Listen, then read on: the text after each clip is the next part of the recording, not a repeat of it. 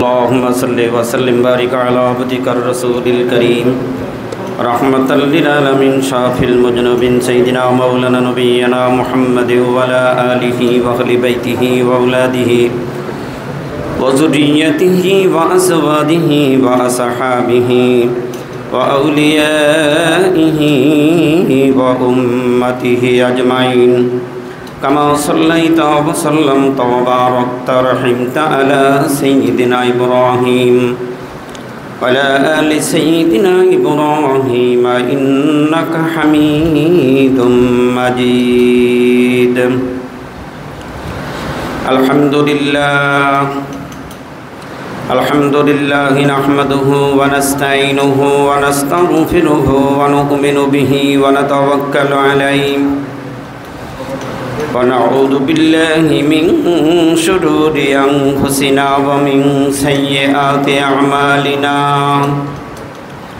من يهده الله فلا مضل له ومن يضلل فلا هادي له ونشهد أن لا إله إلا الله وحده لا شريك له ونشهد أن سيدنا وحبيبنا ومولانا محمد الذي أرسله بالحق بشيرا ونذيرا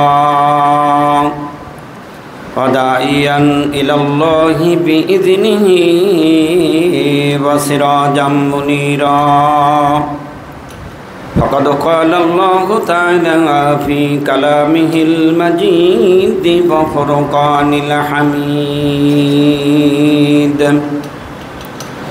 أعوذ بالله من الشيطان الرجيم بسم الله الرحمن الرحيم كما أرسلنا فيكم رسولا منكم يتلو عليكم آياتنا ويزكيكم ويعلمكم الكتاب والحكمة ويعلمكم ما لم تكونوا تعلمون إن الله وملائكته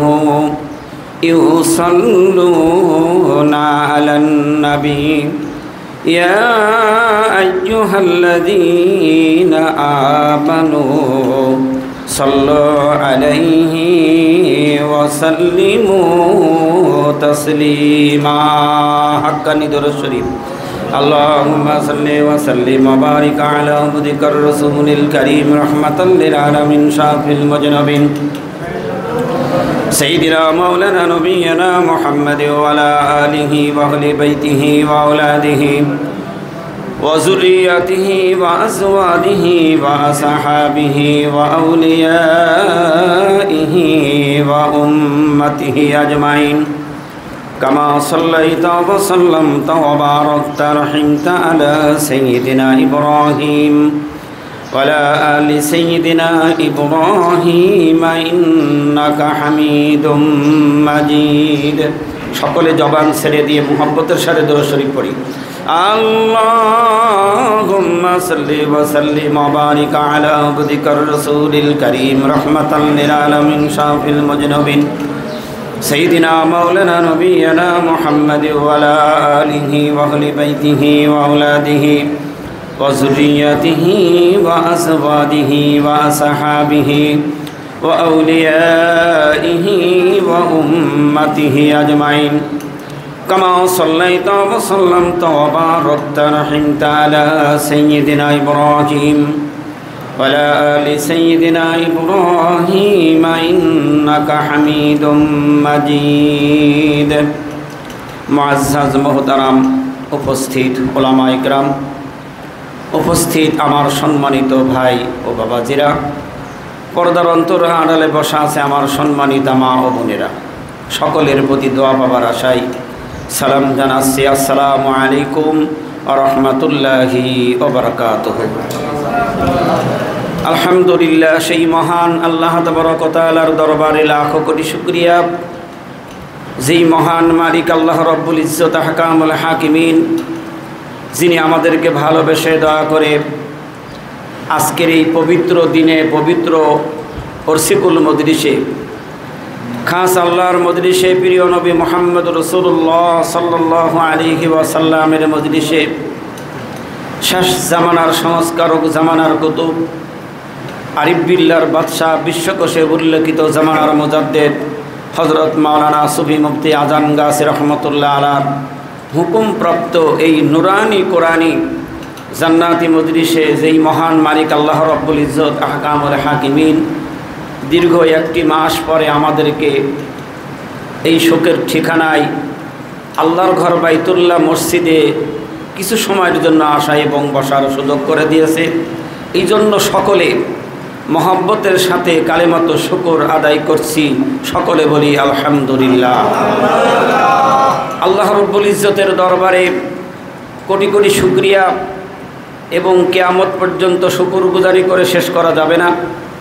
আল্লাহ সুবহানাহু ওয়া তাআলা তিনি আমাদেরকে এমন একটি পবিত্র মাসের পরে, যেই মাসের নাম ছিল রমজানুল মুবারক, সিয়াম সাধনার মধ্য দিয়ে যেই মাসটাকে আমরা পেয়েছিলাম, যেই মাসের গোলামি যতটুকু করতে পেরেছি সেটা একমাত্র আমার আল্লাহই ভালো জানে।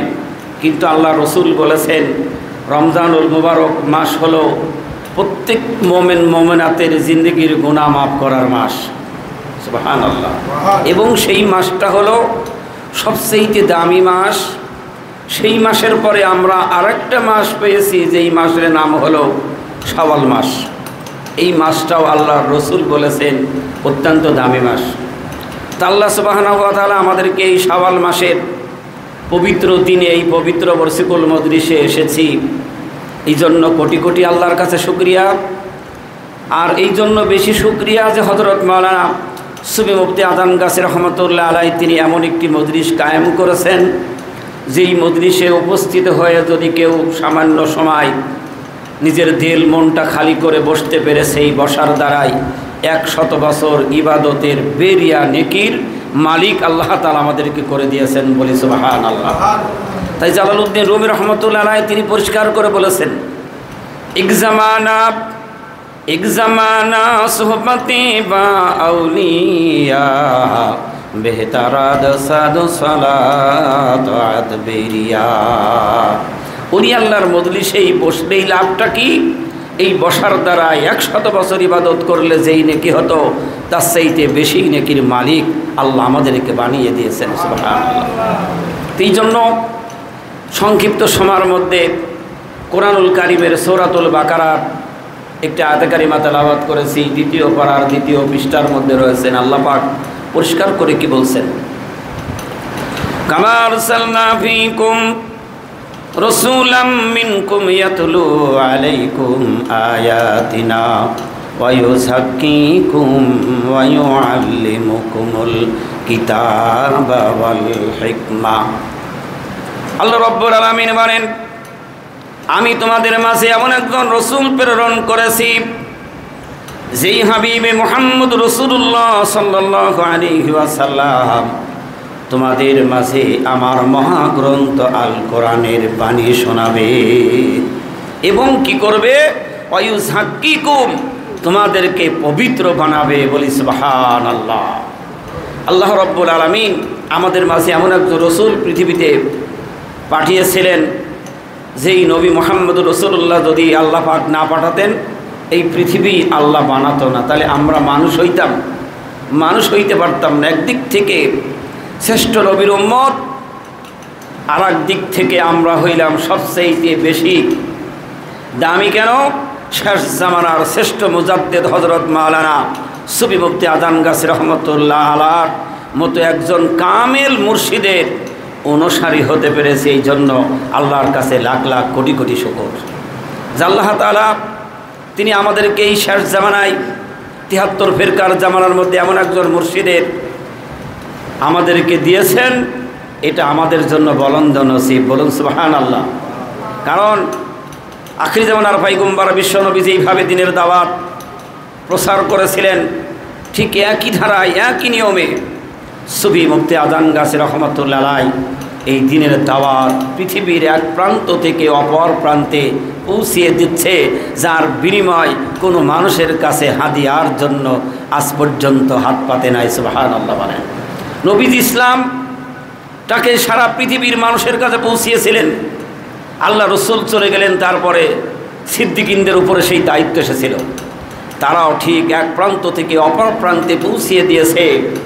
তারা এই দিনের দাওয়াত দিতে গিয়ে মার খেয়েছেন, কষ্ট করেছেন, ঘর বাড়ি ছেড়েছেন, কিন্তু মুমিন কখনো হতাশা হয়নি। সুবহানাল্লাহ, সুবহানাল্লাহ। কারণ আল্লাহ সুবহানাহু ওয়া তাআলা কালাম পাকের মধ্যে বলেছেন, ওয়া কানা হাক্কান আলাইনা নাসরুল মুমিনিন, মুমিনের জন্য সাহায্য করা আমি আল্লাহর জন্য হক ওয়াজিব হয়ে যায়।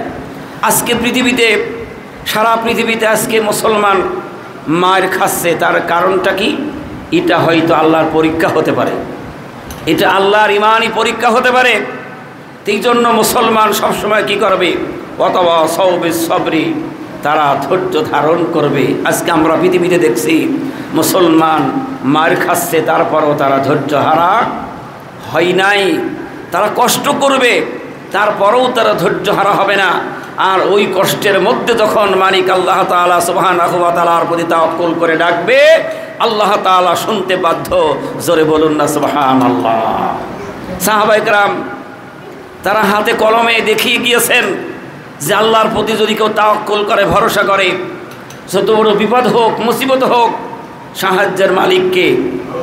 পৃথিবীর সবাই মিলে কি সাহায্য করা যাবে? আল্লাহর মদদ যদি হয়ে যায়, আল্লাহ আমার আপনার জন্য যথেষ্ট। আল্লাহ তাআলা বলছেন, যখন আমার প্রতি একনিষ্ঠভাবে যখন সে তাওয়াক্কুল করবে, তখন আমি আল্লাহ তাআলা তার যত রকমের বাধা সামনে থাক না কেন, সকল বাধাকে ভেঙে চুরমার করে দিয়ে আমি আল্লাহ তাআলা আমার ওই মুমিনের জন্য সাহায্য করে পথ দেখিয়ে দেব। জোরে বলুন না সুবহানাল্লাহ। যেমন ইউসুফ আলাইহিস সালাতু ওয়াস সালাম, তাকে বিপদের মধ্যে ফেলে দেওয়া হয়েছিল। কি বিপদ? খুব সংক্ষেপে বলবো। বিপদটা কেমন? তার 11 ভাই মিলে ইউসুফ আলাইহিস সালাতু ওয়াস সালামকে নিয়ে গিয়ে কুয়ার মধ্যে ফেলে দিলেন। কিন্তু 11 ভাই কি বুঝেছিল যে এই কুয়াটা তার মরণ কুয়া না, এই কুয়াটা হলো ইউসুফ আলাইহিস সালামের জন্য আর একটা গোপন সুড়ঙ্গ পথ। আল্লাহ তাআলা সেই পথ দিয়ে ইউসুফ আলাইহিস সালামকে মিশরের বাদশা বানিয়ে দিয়েছিলেন। জোরে বলুন না সুবহানাল্লাহ। কিন্তু মুমিন কখনো হতাশা হবে না। কার কাছে সাহায্য চাইবে? আল্লাহর কাছে সাহায্য চাইবে। আখিরি জামানার পয়গম্বর বিশ্বনবী মুহাম্মদ রাসূলুল্লাহ সাল্লাল্লাহু আলাইহি ওয়াসাল্লামকে যখন মক্কাবাসীরা যখন তাকে বের করে দিল, থাকতে দিল না, আল্লাহর নবী কখনো হতাশাগ্রস্ত হয় নাই, কখনো মন খারাপ করে নাই, ধৈর্য ধরেছেন, তাওয়াক্কুল করেছেন। আল্লাহ রাব্বুল আলামিন সেই আখিরি জামানার পয়গম্বর বিশ্ব নবীকে বিজয় দিয়েছিলেন। সুবহানাল্লাহ, সুবহানাল্লাহ। সেই নবীর সাহাবায়ে কেরাম দিন প্রচার করেছেন, দিনের দাওয়াত দিয়েছেন। একটা ছোট্ট ঘটনা বলি। হযরতে সাদ রাদিয়াল্লাহু তাআলা আনহু ইসলাম প্রচারের জন্য বাহির হয়েছেন। তিনি একা নয়, তার সাথে 60,000 সাহাবী নিয়ে রওনা করেছেন। এক প্রান্ত থেকে অপর প্রান্ত কালেমার দাওয়াত দিচ্ছে।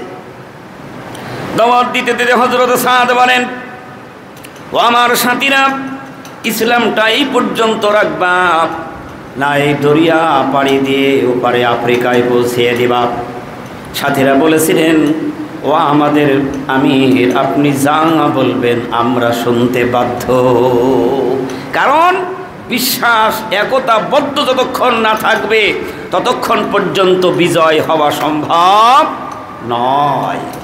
হযরতে সাদ তখন বললেন, তাহলে তোমরা আমার সাথে পড়ো, নাস্তাইনু বিল্লাহি ওয়া নাতাওয়াক্কালু আলাইহি হাসবুনাল্লাহু নি'মাল ওয়াকিল নি'মাল মাওলা ওয়া নি'মান নাসির। আল্লাহু আকবার। হযরতে সাদ রাদিয়াল্লাহু তাআলা আনহু ঘোড়ার পৃষ্ঠে উড়ে দরিয়ার উপরে লাফ দিলেন। 60,000 সাথী সব দরিয়ার উপরে ঝাঁপিয়ে পড়লেন। দরিয়ার এত স্রোতের মধ্য দিয়ে পার হয়ে গেল। উপরে ওঠার পর হযরতে সাদ বলেন, আমার সাথীরা, তোমাদের কারোর কোনো অসুবিধা হয়েছে নাকি? কারোর কোনো কিছু হারিয়ে গেছে নাকি? সবাই দেখলো কারোর উট হারাই নাই, ঘোড়া হারাই নাই, অস্ত্র হারাই নাই। একজন দাঁড়িয়ে বলেন, ও আমার সাথী ভাই, আমি যে পানি খাইতাম, একটা পানির পেয়ালা তুফানের ধাক্কায় কোথায় পড়ে গেছে, ওই পানির পেয়ালাটা আমি তালাশ করে পারি না। দরিয়ার কিনারে হযরত সাদ দাঁড়িয়ে গেলেন, ডাকতে পারেন, হে দরিয়া, তুমি যদি সত্যি আল্লাহর হুকুমে যদি প্রবাহিত হয়ে থাকো, আমি সাদ বলছি, পানির পেয়ালাটা কোথায় সেইটা ফিরিয়ে দাও। তাদের জবানের মূল্য ছিল কত, তাদের ইমানি শক্তি কত ছিল, কারণ তারা একমাত্র আল্লাহকে ছাড়া কারোর কাছে মাথা নত করে নাই। দেখা গেল ঢেউয়ের তলে তলে হযরত সাদের সামনে এসে পানির পেয়ালাটা হাজির হয়ে গেল। সুবহানাল্লাহ বলবেন না? আফ্রিকায় প্রবেশ করলেন। আফ্রিকার গভর্নমেন্ট মনে মনে চিন্তা করলেন, এমন একটা বাহিনী যাদের সাথে যুদ্ধ করে লড়া যাবে না, তাদেরকে এদিকে আসতে দেওয়া যাবে না। সেনাবাহিনীদেরকে বলে দিলেন, তাদেরকে ওই জঙ্গলের দিকে থাকার জায়গা করে দাও, তারা যেন ভিতরে না আসে, ওই জঙ্গলের দিকে ওই দিকে রেখে দাও। কারণ তাদের মনের তামান্না ছিল যে জঙ্গলে বাঘ, সিংহ, বড় বড় জানোয়ার আছে, তাদেরকে ওরাই শেষ করে দেবে, আমাদের সাথে তাদের আর মোকাবেলা করা লাগবে না। কি বাহিনী তৈরি করেছিলেন আল্লাহর নবী, কেমন পবিত্র ইমানওয়ালা, মজবুত ইমানওয়ালা তৈরি করেছিলেন।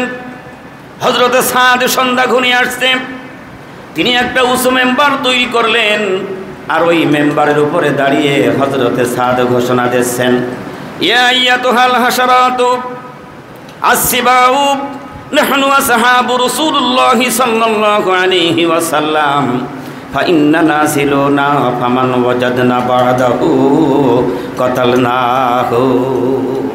কি বাণী তাদের ছিল, আর তাদের আওয়াজ কে না শুনেছে। হযরত সাদের এই ঘোষণার পরে দেখা গেল লোকেরা মনে করেছিল তাদেরকে বাঘে খাবে, সিংহে খাবে, আর দেখা গেল বাঘের লাইনে বাঘ, সিংহের লাইনে সিংহ, যার যার ডিম আর বাচ্চা করে মুখে নিয়ে সব মিলিটারির মতো লাইন দিয়ে এলাকা ছেড়ে অন্যত্র চলে গেল। সুবহানাল্লাহ, সুবহানাল্লাহ। আমরা সেই জাতি, সেই মুসলমান, তারাও কালেমা পড়েছে, আমরাও সেই কালেমা পড়ি, তারাও সেই রসুলের উম্মত ছিল, আমরাও রসুলের উম্মত। আজকে তাদের সেই ইমান আর আমাদের ইমান হলো কসুর পাতার পানির মতো। আজকে মুসলমান মার খাচ্ছে, আর আমি আপনি বসে বসে মিষ্টি খাচ্ছি। মনের মধ্যে একটু অনুশোচনা হয় না যে আজকে আমার ভাই মার খাবে, আর আমি এখানে বসে বসে অনুশোচনাও করতে পারবো না, তাদের জন্য একটু দোয়াও করতে পারবো না।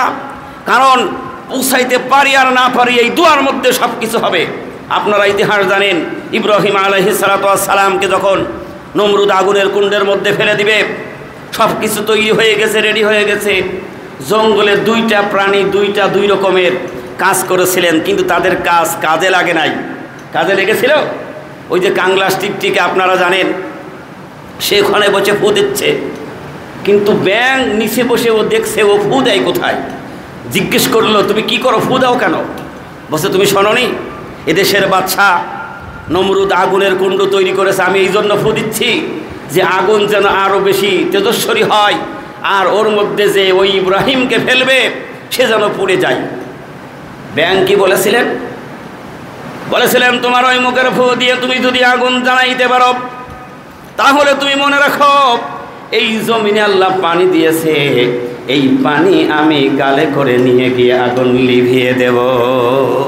মনের একটা নিয়ত, মনের একটা অনুশোচনা, অথচ তার পানি কি ওখানে পৌঁছিয়েছিল? তার মনের তামান্না। আজকে মুসলমান যদি মুসলমানের জন্য না কাঁদতে পারে, দোয়া না করতে পারে, তাহলে আমি কি মুসলমান হলাম?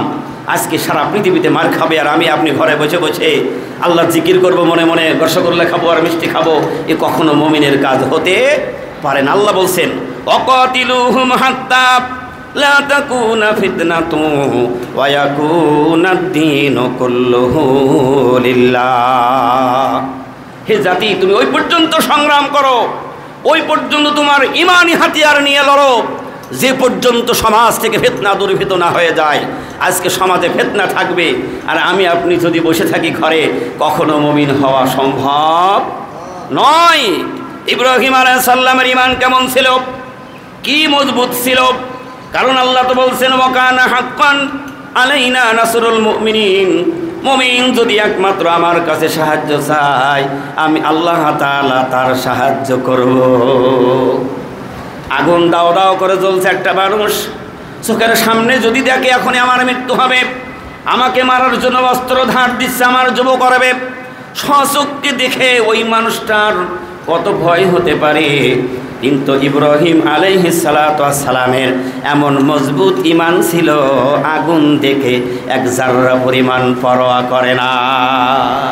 কারণ আল্লাহর বন্ধু জানে যে আমাকে যিনি সৃষ্টি করেছেন, এই আগুনও তিনি সৃষ্টি করেছেন।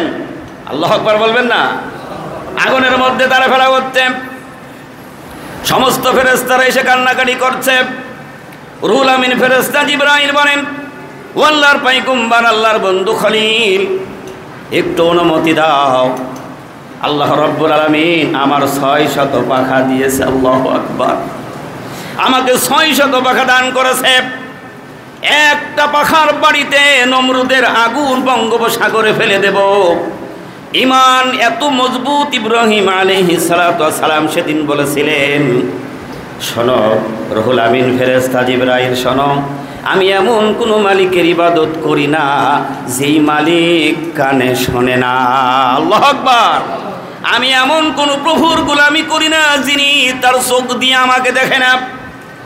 শোনো ফেরেশতা, আমার মালিক আল্লাহ রাব্বুল আলামিন যদি আমাকে জ্বালিয়ে পুড়িয়ে যদি খুশি হয়ে যায়, এই নমরুদের আগুনে একবার নয়, দুইবার নয়, 1000 বার আমি ইব্রাহিম এরকমের আগুনে পড়তে রাজি আছি। আল্লাহ রাব্বুল আলামিন বড় খুশি হয়ে গেলেন। আমার হাবিব এত মুসিবত সামনে দেখাও এক জাররা পরিমাণ ভয় পাই না। আমার প্রতি এত বড় ভরসা, তাওয়াক্কুল। আল্লাহ তাআলা নোটিশ জারি করে দিলেন, কুলনা ইয়া নাহারু কুনি বারদাও ওয়া সালামান আলা ইব্রাহিম। আগুন রে, আমার ইব্রাহিমের জন্য শান্তিদায়ক ঠান্ডা হয়ে যা। এটা আওয়াজ দিয়ে বলুন সুবহানাল্লাহ। ইব্রাহিম আলাইহিস সালাম আগুনের মধ্যে যখন ফেলে দিল, ইব্রাহিম আলাইহিস সালাতু ওয়াস সালাম শুকরগুজারি করার জন্য আগুনের মধ্যে বসে তাসবিহ পাঠ করছে আল্লাহর নামে। সুবহুন কুদ্দুসুন রব্বুনা ওয়া রব্বুল মালাইকাতি ওয়ার রূহ। এত বড় মুসিবতের মধ্যে আগুনের মধ্যে বসে ইব্রাহিম আলাইহিস সালাতু ওয়াস সালাম যাররা পরিমাণ কোনো ভয় না পেয়ে আল্লাহ রাব্বুল আলামিনের নামের তাসবিহ শুরু করে দিলেন। আর ওই আগুনের মধ্যে ইব্রাহিম আলাইহিস সালাতু ওয়াস সালাম 40 দিন ছিলেন। সুবহানাল্লাহ, সুবহানাল্লাহ। তিনি আমাদের পিতা, সমস্ত মুসলিম উম্মার পিতা হলো হযরত ইব্রাহিম আলাইহিস সালাতু ওয়াস সালাম। তিনি দেখিয়ে গিয়েছেন শত পরীক্ষা, ঈমানি পরীক্ষা দিতে হবে। বাবার যেহেতু পরীক্ষা হয়েছে, সন্তানেরও পরীক্ষা হবে। কথা ঠিক না বেঠিক? কিন্তু সেই পরীক্ষা ঈমান মজবুত করে নিয়ে যারা জিতে যাবে, তারা অনন্তকালের জন্য আজকে তারা কি হয়ে যাবে? গাজী হয়ে দুনিয়ার থেকে চলে যাবে, শহীদ হয়ে চলে যাবে। কারণ এই দুনিয়ায় আমরা মনে করছি এক মুসলমান তাকে হত্যা করছে, তাকে মেরে ফেলছে, মৃত্যু সবার হবে। কিন্তু কালেমার উপরে টিকে থেকে যদি মৃত্যু হয়, সেই মৃত্যু হবে শহীদি মৃত্যু। সুবহানাল্লাহ বলবেন না? আল্লাহর নবী, বিশ্ব নবী বলেন, যারা শহীদ হয়ে মারা যাবে কিয়ামতের দিন তাদের মর্যাদা আল্লাহ এত বানিয়ে দেবেন, তাদেরকে আল্লাহ কোনো হিসাব নেবে না, বিনা হিসাবে বেহেশতে দেবে। ফেরেশতারা তখন দেখবে, কি এখনো তো হিসাব হয় নাই, এ কারা যাদেরকে জান্নাতে দেওয়ার জন্য অনুমতি হয়ে গেছে। সাথে সাথে আল্লাহ রাব্বুল আলামিন ঘোষণা দেবেন, আমার ফেরেশতারা, এরা তো তারা আমার দিন কায়েমের জন্য জমিনে রক্ত ঝরিয়েছে, তারা মার খেয়েছে, রক্ত দিয়েছে, ঘরবাড়ি ধ্বংস হয়ে গেছে। ছোট ছোট মাসুম বাচ্চা, তাদের কলিজার টুকরা বাচ্চাগুলি দিনের কারণে আজকে তারা শাহাদাত বরণ করেছে। যেমন ইমাম হুসাইন কারবালার ময়দানে শুধু এই দিন কায়েমের জন্য দিনের রশি মজবুত করে ধরার কারণে সেদিন সীমার তাকে শহীদ করেছিলেন। এমনকি হুসাইন রাদিয়াল্লাহু তাআলা আনহুর ছোট্ট কলিজার টুকরা দুগ্ধ পশু তাকেও তীরের নিক্ষেপে দুনিয়া থেকে বিদায় করে দিয়েছিল। কিন্তু আল্লাহ রাব্বুল আলামিন কিয়ামতের দিন সকল শহীদদেরকে, আজকে আমরা দেখছি বোমার আঘাতে মাথা ফেটে যাচ্ছে, মৃত্যু হয়ে যাচ্ছে। আজকে অবিশ্বাসীদের আজকে তাদের ক্ষেপণাস্ত্রের কারণে হাত পা গুঁড়ো হয়ে চলে যাচ্ছে। কিয়ামতের দিন ওই সকল শহীদেরা কি করবেন? ওই অবস্থায় আল্লাহর সামনে গিয়ে দাঁড়াবে। সুবহানাল্লাহ বলবেন না? আল্লাহর সামনে যখন দাঁড়াবে আল্লাহ রাব্বুল আলামিন বলবেন, তোমাদের এই অবস্থা কেন? বলবে আল্লাহ রাব্বুল আলামিন, অবিশ্বাসীরা আজকে কালেমা গ্রহণ করেছি, দ্বীন মেনেছি, তোমার কালেমার প্রতি বিশ্বাস এনেছি, তোমার পয়গম্বর বিশ্ব নবী মুহাম্মদুর রাসূলুল্লাহ সাল্লাল্লাহু আলাইহি ওয়াসাল্লামের মহব্বত ভালোবাসা বেশিছি। এই জন্য ওই সকল অবিশ্বাসীরা আমাদেরকে আঘাত করেছে, আমাদের সব শেষ করে দিয়েছে। আজকে আল্লাহ তোমার সামনে আমরা হাজির হয়ে গেছি। আল্লাহ রাব্বুল আলামিন বলবেন, ও আমার বান্দারা, আজকে তোরা আমার জন্য তোদের জীবনের মায়া করিস নাই, ঘরবাড়ির মায়া করিস নাই, তোদের জীবন দিয়েছিস। আমি আল্লাহ আজকে তোদের কোনো হিসাবে নেব না, বিনা হিসাবে আমার জান্নাতে চলে যা। সুবহানাল্লাহ, সুবহানাল্লাহ। এই জন্য আমার আব্বারা ভাইরা, আজকে আমাদের ইমানের পরীক্ষা আসবে।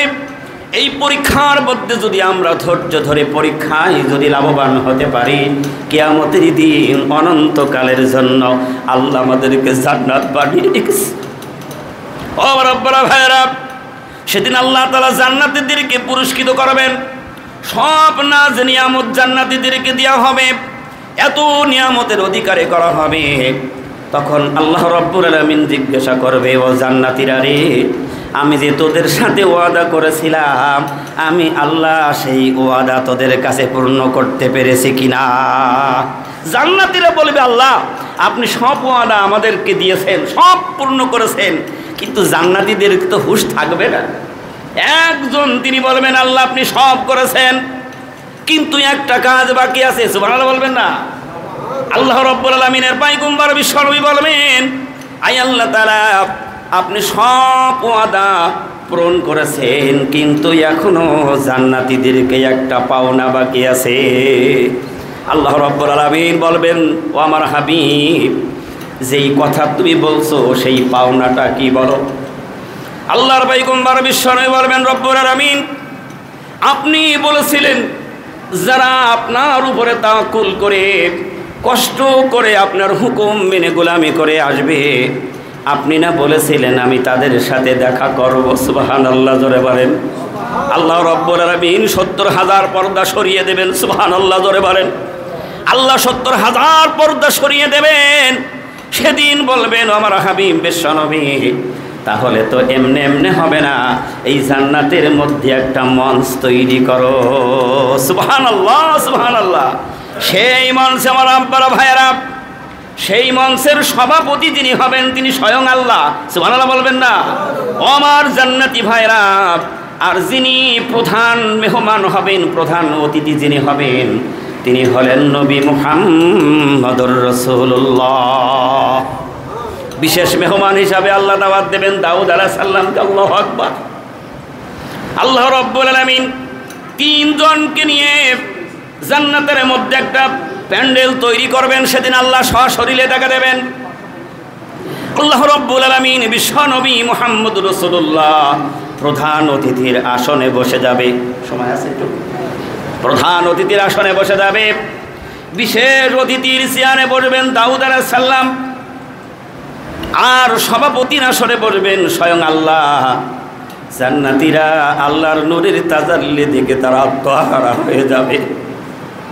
আল্লাহ রাব্বুল আলামিন বলবেন, জান্নাতীরা রে, আজকে তোদের সাথে আমি খালি খালি দেখা করব না, আজকে তোদের মধ্যে আমি এমন কিছু আজকে তোদেরকে শোনানোর জন্য এসেছি। সুবহানাল্লাহ, সুবহানাল্লাহ।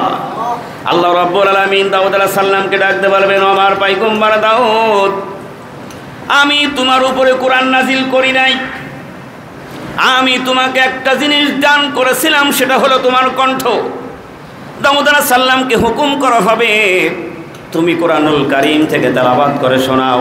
জান্নাতীদের সামনে দাউদ আলাইহিস সালাতু ওয়াস সালাম সূরা তাহা তেলাওয়াত শুরু করে দেবেন। জোরে বলুন সুবহানাল্লাহ।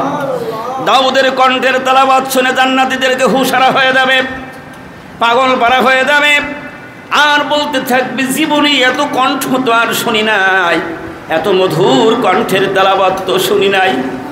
আর আফসোস করবে, হায় দুনিয়ার মধ্যে খামাকা সময় নষ্ট করেছিলাম, কত গল্প করে কত কিছু করে সময়কে হারিয়েছিলাম।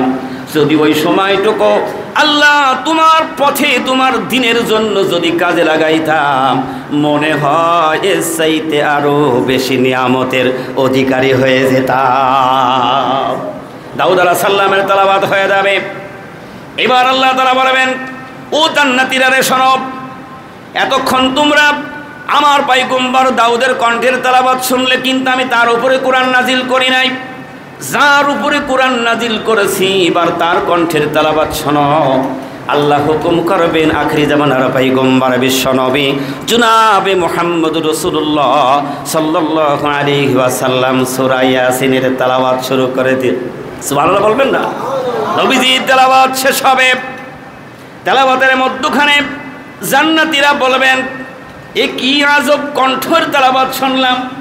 আল্লাহ তাআলা দাউদ আলাইহিস সালামকে এত কণ্ঠ দিয়েছিলেন, তারপরও বিশ্ব নবী যখন তেলাওয়াত করবে ওই কণ্ঠ আর তার কাছে ভালো লাগবে না। বিশ্ব নবীর কণ্ঠ সবচাইতে সেদিন দামি হয়ে যাবে। সুবহানাল্লাহ করে বলেন। আল্লাহর হাবিবের তেলাওয়াত শেষ হবে। এবার আল্লাহ তাআলা জান্নাতীদেরকে বলবেন, ও আমার জান্নাতীরা, আমি দাউদের কণ্ঠ দিয়েছিলাম, তার কণ্ঠের তেলাওয়াত তোমাদেরকে শুনিয়েছি। এতক্ষণ আমার নবী বিশ্ব নবীর কণ্ঠের তেলাওয়াত তোমরা শুনলে।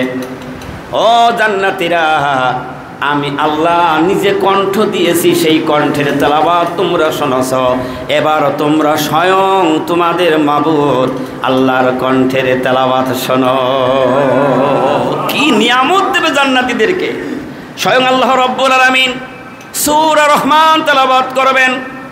সেদিন আল্লাহ তাআলা বলবেন, আর রহমান আল্লামাল কুরআন খলাকাল ইনসানা আল্লামাহুল বায়ান। কিন্তু আল্লাহ বলবেন, আনির রহমান আল্লামাল কুরআন। আল্লাহু আকবার। জান্নাতীদের এই অবস্থা দেখে জান্নাতীর হুরেরা, আর জান্নাতে যে সকল জান্নাতীরা হুর পাবে তাদের কেউ পর্যন্ত কোনো ছোঁয়া লাগে নাই, ওই পবিত্র হুর আল্লাহ তাআলা জান্নাতীদেরকে দিয়ে দেবেন। সুবহানাল্লাহ। তারা ফরিয়াদ করবে, রব্বুল আলামিন, এইভাবে যদি অনুষ্ঠান চলে মনে হয় আমাদের স্বামীগুলি আমরা হয়তো আর ফিরিয়ে পাবো না। ওমর আব্বারা ভাইয়েরা, সেই জান্নাতে যেতে হলে এই দুনিয়ায় আমার আপনার পরীক্ষা দিয়ে যেতে হবে, আল্লাহর হুকুম মানতে হবে, আদেশ আর নিষেধের উপরে থাকতে হবে। তাই 1,24,000 পয়গম্বর পৃথিবীতে এসেছিলেন, দিনের দাওয়াত দিয়েছেন, একটা ভালো আর একটা মন্দ এর নির্ণয় করে আমাদেরকে বুঝিয়ে গিয়েছেন। শেষ নবী বিশ্বনবী মুহাম্মদুর রাসূলুল্লাহ সাল্লাল্লাহু আলাইহি ওয়াসাল্লাম তিনি এসেছিলেন, তিনি আমাদেরকে এই দিন বুঝিয়ে গিয়েছেন। এখন আমাদের মাঝে আল্লাহ রসুল নেই, আমাদের মাঝে আছে নাইবী নবী। আজকে আমরা সেই নাইবী নবীর মজলিসে এসেছি। তিনি হলেন আমাদের মুজাদ্দেদ হযরত মাওলানা সুফি মুফতি আজান গাছি রহমতুল্লাহ আলাই। তাই তিনি আমাদেরকে কি শিখালেন? 1 নম্বরে বলেন, বাবা তোমার ইমানটাকে মজবুত করে নাও। আর ইমানদার যখন তার ইমান আনবে, তার প্রথম দায়িত্ব হবে সে বিনা কাজায় নামাজ আদায় করবে। সুবহানাল্লাহ বলবেন না? আল্লাহ রসুল নিজে বলে গিয়েছেন যে ইমান যদি কেউ জোহরের নামাজের 1 মিনিট আগে ইমান আনে, তাহলে ওই ব্যক্তির প্রথম দায়িত্ব হলো জোহরের নামাজ আদায় করা। তাই ওলি আল্লাহদের কাজ কি? আমাদেরকে ইমানটাকে আরো বেশি মজবুত করার জন্য আজান গাছি রহমতুল্লাহ কি বললেন? বিনা কাজায় 5 ওয়াক্ত নামাজ আদায় করো, আর নামাজের পরে বেশি বেশি করে কোরআন তেলাওয়াত করো। যেই কোরআন তেলাওয়াত বান্দা জান্নাতে গিয়ে স্বয়ং আল্লাহর জবানে শুনতে পারবে। জোরে বলুন না সুবহানাল্লাহ। সেই বেশি বেশি কোরআন তেলাওয়াত করো আর সুদমুক্ত জীবন তৈরি করো। যেই মাস আমরা দামি মাস বিদায় দিলাম, এই মাসটা দামি হওয়ার একমাত্র কারণ হলো কুরআনুল কারীম নাজিল হওয়ার কারণে। আল্লাহ রসুল গারে হিরায় ধ্যান করেছিলেন, আমি শেষ করে দিচ্ছি। গারে হিরায় ধ্যান করেছিলেন, অতক্ষণ পর্যন্ত ওই পাহাড়টার নাম ছিল জাবাল পাহাড়। যখন এই কোরআনের ওহী নাজিল হলো আর ওই পাহাড়টাকে আল্লাহ রসুল ডাকলেন জাবালে নূর। সুবহানাল্লাহ বলবেন না? কোরআন নাজিল হওয়ার কারণে, কোরআন হলো নূর, কোরআন হলো আলো। কোরআন নাজিল হওয়ার কারণে যদি একটা পাথর যদি নূর হয়ে যেতে পারে, আর আল্লাহ তাআলা কোরআন নাজিল করেছেন, কি বলছেন? শাহরু রমাদান আল্লাযী উনজিলা ফীহিল কোরআন হুদাল লিন্নাস। আল্লাহ বলছে আমি মানুষের জন্য কোরআন নাজিল করেছি। সুবহানাল্লাহ বলবেন না? তাহলে ওই মানুষটা যদি কোরআনের ধারক বাহক হয়ে যায়, কোরআনের আমলকারী হয়ে যায়, ওই মানুষটা সবচেয়ে দামি হয়ে যাবে, সে জান্নাতে হয়ে যাবে। আর তৃতীয় নম্বর হলো সুদমুক্ত জীবন তৈরি করতে হবে। চতুর্থ কথা হলো সাধ্যমতো তাকওয়া পরহেজগারির মধ্যে যদি আমরা থাকতে পারি, বেশক আল্লাহ তাআলা আমাদেরকে জান্নাতবাসী করবেন। সকলে বলি আমিন, আল্লাহুম্মা আমিন। আমি আপনাদের মাঝে সংক্ষিপ্ত আকারে টুটাফাটা যা কিছু বলেছি, অনেক বেয়াদবি ভুল ত্রুটি হয়ে গেছে, আল্লাহর রাস্তায় আপনারা আমাকে মাফ করে দেবেন। এবং দোয়া প্রার্থী আল্লাহ তাআলা যেন আমাদের প্রত্যেকে এই হাক্কানি আঞ্জুমানের ছায়া তলে থেকে বাকি জীবনটা যেন আমরা নিয়ে যেতে পারি, এই আঞ্জুমানের এই হুকুমগুলি মেনে। আল্লাহ যেন আমাদের তৌফিকটা দান করে। আর আমরা নিজে আমল করব না, শুধু এই আমলটা আমাদের গোটা পরিবার নিয়ে যদি, আমাদের স্ত্রী পুত্র সন্তানদের নিয়ে যদি না করি, তাহলে কিন্তু আর একটা হক আমাদের নষ্ট হয়ে যাচ্ছে। আল্লাহ কালাম পাকের মধ্যে বলেছেন, ইয়া আইয়ুহাল্লাযীনা আমানু কু আনফুসাকুম ওয়া আহলিকুম নারা। তুমি নিজে জাহান্নামের আগুন থেকে বাঁচো, তোমার আহাল পরিবার বর্গকে জাহান্নামের আগুন থেকে বাঁচাবার চেষ্টা করো। আল্লাহ পাক যেন আমাদের প্রত্যেকের তৌফিক দান করো। আমিন। ওয়া আখিরু দাওয়ানা আনিল হামদুলিল্লাহি রাব্বিল আলামিন। হাক্কানি।